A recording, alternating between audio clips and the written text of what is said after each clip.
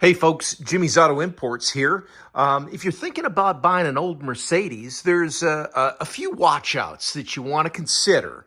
And we'll go over this today. Not a complete list, but some of the things that I've run into. So let's just focus on some of those model years from the early 70s to the early 90s. And we're talking W123, 116, 126, also your SL models, the R107s.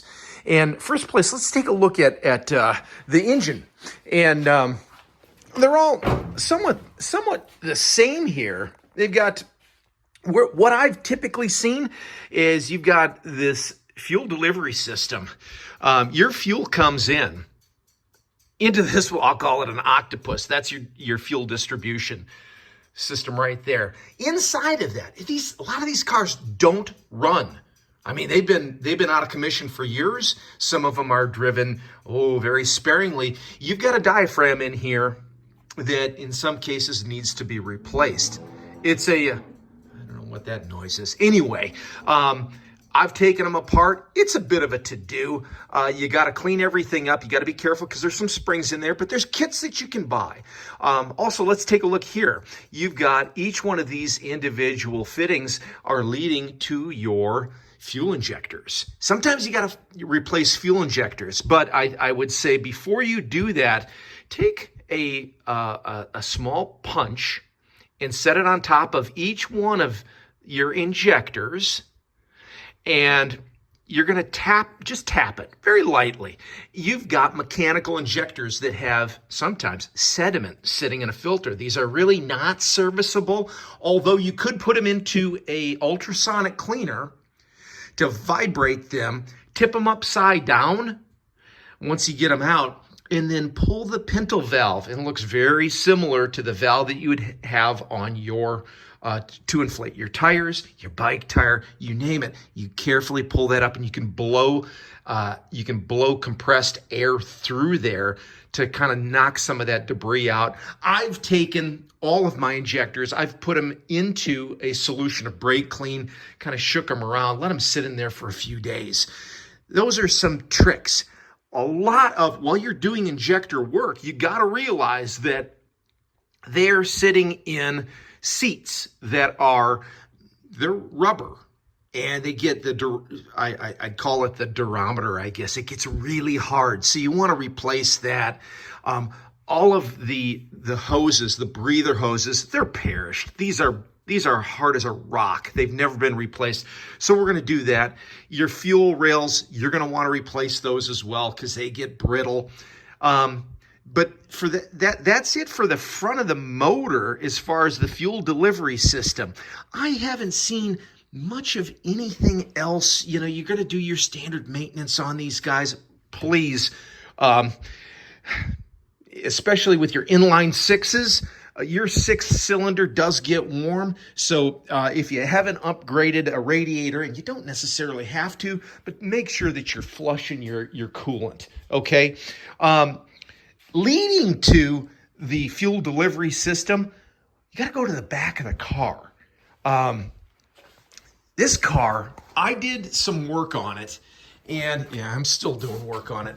You've got a system here of hoses that lead from the gas tank, which has the gas tank is going to have a strainer that fits up inside of it. You'll more than likely want to replace that.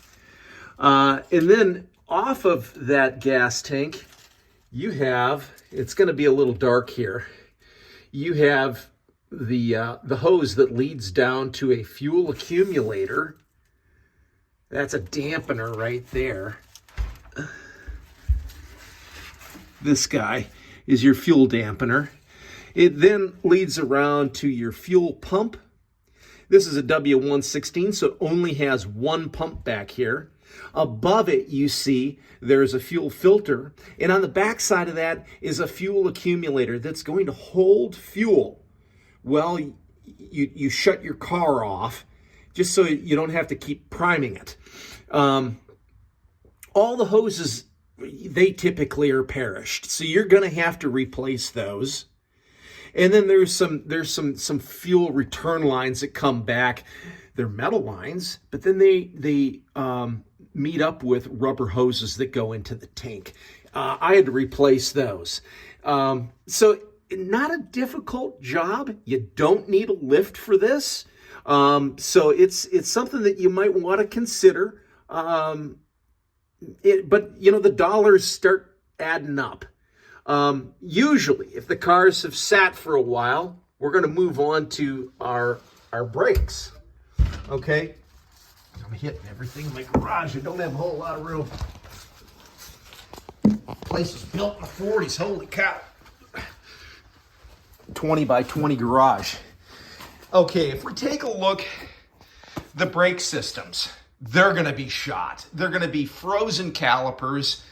I wouldn't get overtly concerned about that. It does help to have a lift, but you can do this by jacking up the car, of course, like most of us do. And you're going to have to replace your brake hoses that come off the metal brake lines. They're usually pretty brittle. They lead up to the calipers. Those will have to be taken off. I've typically, once I've gotten the calipers and the rotors off, I have redone the bearings and the races on the hubs. Kind of a big job, but it's you know what? It's not a huge job.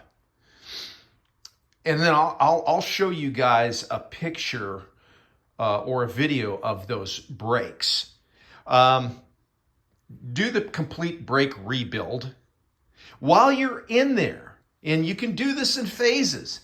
You know, the springs are normally pretty good on these cars. However, if you've got your original shocks, they're shot. I'd replace them. I usually use Bilstein HD heavy-duty shocks, both front and rear. The fronts are pretty easy to do. You don't have to. I've compressed the springs and I've replaced springs in this car.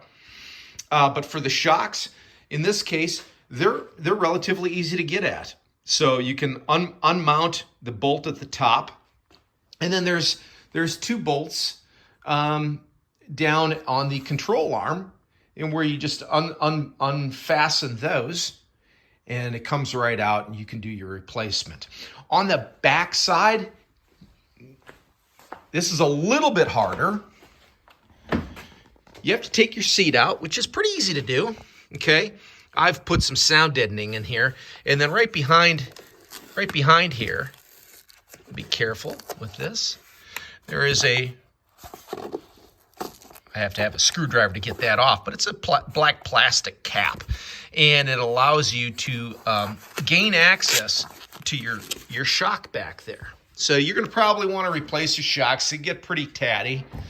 And then aside from that, these cars are pretty bulletproof. You might want to do a little bit of fine-tuning of your gear shifter bushings, but I haven't had to do that. I've got 4 of these, and I've only had to do it on 1 of them.